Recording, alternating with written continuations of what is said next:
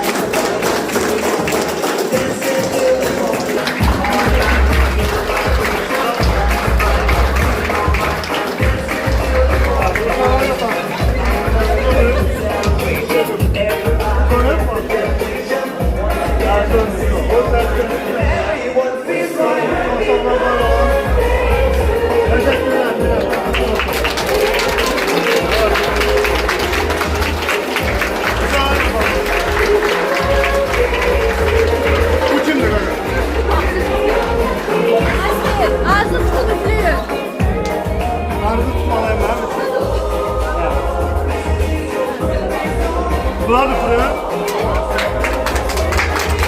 Dur, arkada ya.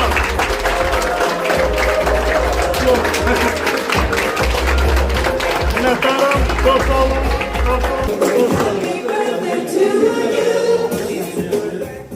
Çok teşekkür ederim. Bugün çok qəribə keçdi onsuzda. Sağ olun. Səhər dönəndən Polis Akademiyasında keçmiş ad günümüzü.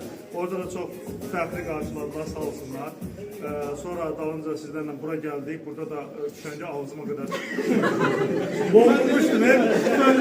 Masteri itirirdiniz. Öyle boğulmuşdum. Federal seçim bak özür. Yazdı özür. Çok sağ olun. Dikkatinize göre. Gene arada kamerana bakın ben. Deniz lavından haberim yoktu. Bu detallara göre de çok sağ olun. Buna göre de ben dert götürüp çoran çipli soslayacağım. Partadanlar. Sağ olun. Çünkü o ağzını özüme kötü işliğe alan. Zəhmət olmasına. Çok sağ olun. Çok minnettarım her birinize. Siz onsuz da yine deyirəm, bəzi adamlar deyir ki, ad günün həmişə özəl olur. Mən həmin gün özümü yaxşı hiss edirəm. Mən o bəzi adamlara qatılmıram, yaxşı mənadır. Çünki mən hər gün özəl hiss edirəm sayənizdə. Ona görə təşəkkür edirəm. Var olasınız.